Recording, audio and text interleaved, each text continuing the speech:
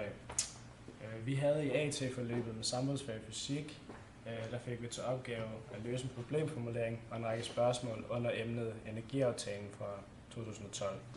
Hovedspørgsmålet var, hvordan ser energiaftalen ud, og i hvilket omfang skal vindenergi forsyne Danmarks energiforsyning. Og en af underspørgsmålene var, hvordan ser den nye energiaftale ud, og i hvilke punkter i finansloven 2014 tegner et grønnere Danmark. Og der stod i energiaftalen, at vi skulle udfase olie- og naturgasopvarmning i huse og give tilskud til projekter, der fremmer vedvarende energi og opfører flere vindmøller og bølgeenergianlæg. Ifølge aftalen skulle vindmøller opføres både til havs og på land, så de til samlet giver det samme energi, som olie- og naturgasopvarmninger gjorde. Det næste spørgsmål var, om alternativ energi kan sikre Danmarks energiforsyning.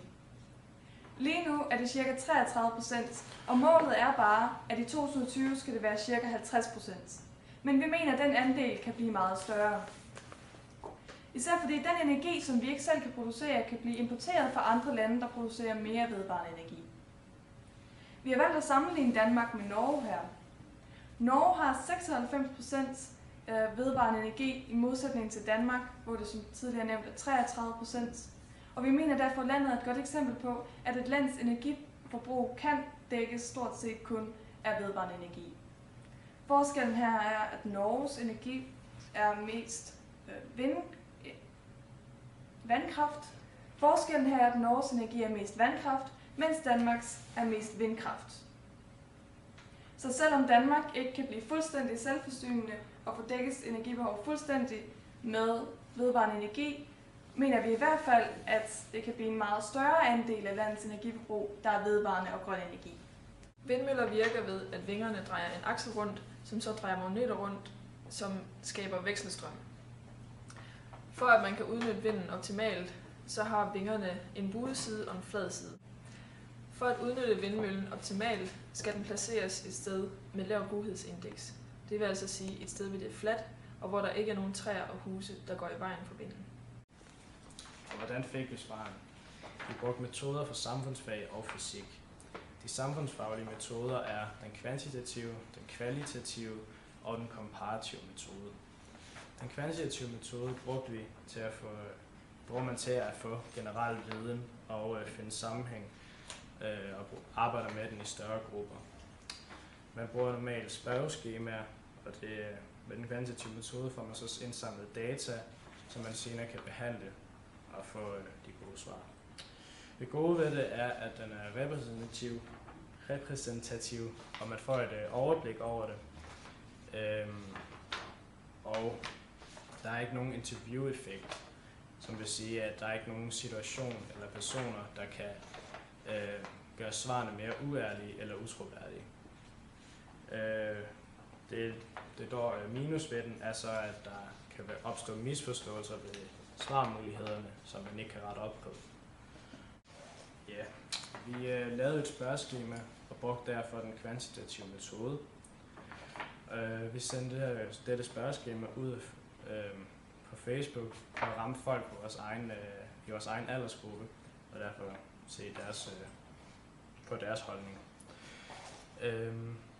Vi lavede spørgsmål omkring de valgte emner, de undersøgte emner, som vindmølleplacering og vedvarende energi, og hvis de støttede et politisk parti, om de var enige eller uenige i deres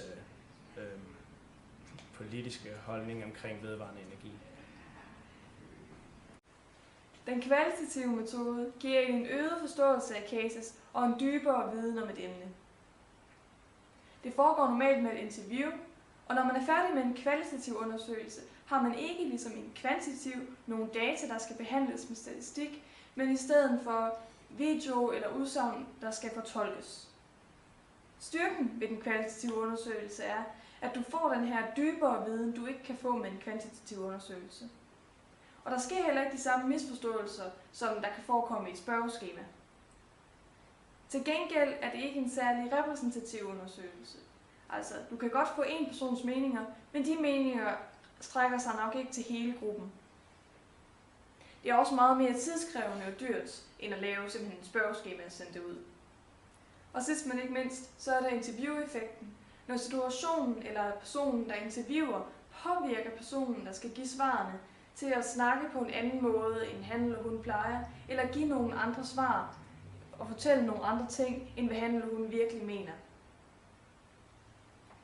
Ja, altså forskerens tilstedeværelse vil altid påvirke de svar, man får. I undersøgelsen, eller i arbejdet med spørgsmålene, brugte vi ikke selv en kvalitativ metode, men vi er klar over, at det kunne man have gjort. For eksempel til opgaven om, hvor man skulle placere vindmøller. Her kunne det have været nærliggende at interviewe en, der for eksempel arbejdede med Vestas eller vindmølleindustrien, eller en lokalpolitiker. En komparativ metode bruges til at øge forståelse af cases. Man bruger dem til at finde ud af, hvilke variabler der giver bestemte fænomener, så vi forstår fænomenerne bedre. Man bruger den ved, at man sammenligner undersøgelser eller case-studier. Plusset ved den er, at den viser, hvilke variabler, der forklarer forholdene eller fænomener. Minuset er, at man skal bruge data, som er indsamlet af andre. Man skal finde cases, som er ens nok eller forskellige nok, til at de kan sammenlignes. Vi har for eksempel sammenlignet Danmark og Norge. Du kan se det. Ja. Den bliver. Okay. Variabelfordelingen bruges til at regne ud, hvor langt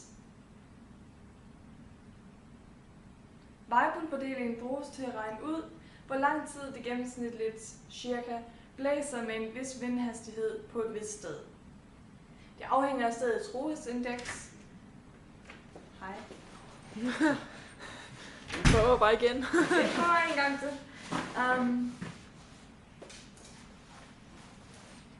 Variabelindekset bruges til at regne ud, hvor egnet et sted er til vindmøller. Man kigger på, hvor lang tid om året det cirka blæser med forskellige vindhastigheder. Man kan udregne sandsynligheden for, at vinden blæser med en fart mindre end x. For eksempel, hvis vores x er 6 meter i sekundet, så kan man udregne sandsynligheden for, at det blæser med 1, 2, 3, 4 eller 5 meter i sekundet. Man kan også regne ud chancen eller sandsynligheden for, at det blæser med cirka x meter i sekundet. Altså, hvis vores eksempel stadigvæk er 6 meter i sekundet, fra 5,5 til 6,5 meter i sekundet. Når du har fundet den sandsynlighed, kan man regne ud, hvor mange dage eller timer om året det cirka vil blæse, med enten mindre end x eller cirka x. Hastighed, altså. Og når man ved, hvor mange dage om året en vindmølle kan levere strøm, altså hvor mange dage det blæser mere end 4 meter i sekundet, men mindre end 25, så ved du, om det er et godt sted at sætte en vindmølle. Det vil fx være en meget dårlig idé at sætte en vindmølle et sted, hvor du kun kan få strøm ud af den cirka 2 eller 3 måneder, fordi det ikke blæser særlig meget, eller blæser alt for meget. Det bringer os videre til spørgsmålet om vindmøllernes placering. Der er nemlig både politiske og samfundsmæssige problemer, og fysiske og videnskabelige problemer ved at finde en god placering til en vindmølle. Samfundsmæssigt er der mange mennesker, der ikke vil bo i nærheden af vindmøller. I en spørgeskemaundersøgelse fra Danmarks Vindmølleforening fortalte 16% af naboerne til vindmøller, at de oplevede gener, og 31% af de adspurgte i vores egen spørgeskemaundersøgelse ville have noget imod at bo nær vindmøller. Problemerne er for eksempel larm, lysforstyrrelser eller faldende huspriser. Man ville nok blive lidt upopulær politiker, hvis man derfor besluttede at bygge vindmøller i nærheden af huse og beboede områder. Videnskabeligt skal man tænke på at finde det område, hvor man kan få det bedste ud af sin vindmølle. Man skal finde et område med lavt rohedsindeks. Man skal også kigge på områdets variabelfordeling for at finde ud af, med hvilken hastighed det typisk blæser. Vi mener, at løsningen på de her problemer ville være at opføre flere vindmølleparker til havs, i det havet er et område, der er meget fladt med et godt rohedsindeks, men hvor det heller ikke forstyrrer mennesker. Politisk set er energistrategien nok en god strategi, specielt med henblik på unge vælgere. I vores egen undersøgelse synes 98%, at vedvarende energi er godt, og 91% synes, at Danmark skal investere i vedvarende energi. Med vores viden om global opvarmning ved vi, at hvis vi ikke gør noget for at stoppe CO2-udledningen, så vil det have store konsekvenser for vejret. I dag er Danmark selvforsynende med olie og naturgas. Hvis vi gerne vil blive ved med at være afhængige... I dag er Danmark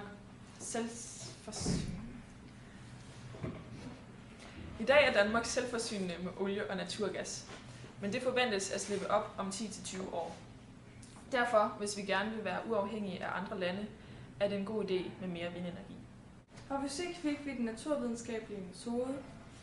Denne baserer sig på fakta, og begynder normalt ved, at man stiller et spørgsmål til nogle observationer. Man finder en hypotese, der kan forklare observationerne, og udfører derefter eksperimenter eller forsøg for at undersøge, om hypotesen er rigtig eller forkert.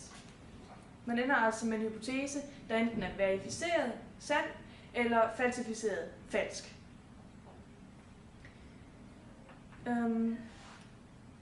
Vi har ikke haft mulighed for at lave forsøg, men det gør ikke den naturvidenskabelige metode mindre vigtig i det her forløb. For eksempel er det meste af den viden, vi har om energi, om vindmøller og global opvarmning, jo opnået ved hjælp af denne metode. Vi kan også godt se, at det vil være muligt at konstruere forsøg til nogle af spørgsmålene. For eksempel spørgsmålet om, hvordan vindmøller virker. Her vil det være muligt at undersøge, hvilken vingetype der var optimal, og hvorfor vindmøllerne har den vingetype, som de har, ved at opstille et lille forsøg med modeller. Man kunne også have arbejdet med emnet på andre måder og inddraget andre fag end samfundsfag og fysik. For eksempel kunne man have inddraget biologi og undersøgt, hvordan vindmøller påvirker naturen omkring sig. For eksempel, hvordan fugle kommer til skade i vindmølleparker, eller hvordan vindmølleparker til havs påvirker fiskebestanden, ved for eksempel at besværliggøre visse typer for fiskeri. Man kunne også have inddraget matematik og lavet statistik over energiforbruget i Danmark, og hvor vindmøller normalt bliver opført henne. Man kunne have inddraget historie og kigget på energi og vindmøllers udvikling gennem tiden. Som sagt, der er rigtig mange forskellige fag og metoder, man kunne have ind over det her emne. Så for at opsummere, vi har arbejdet med vedvarende energi, og især vindmøller. Og vi har fundet ud af, hvordan de virker, hvor det er bedst at placere dem, og folkets mening. Dette er så blevet sat i forbindelse med energiaftalen fra 2012.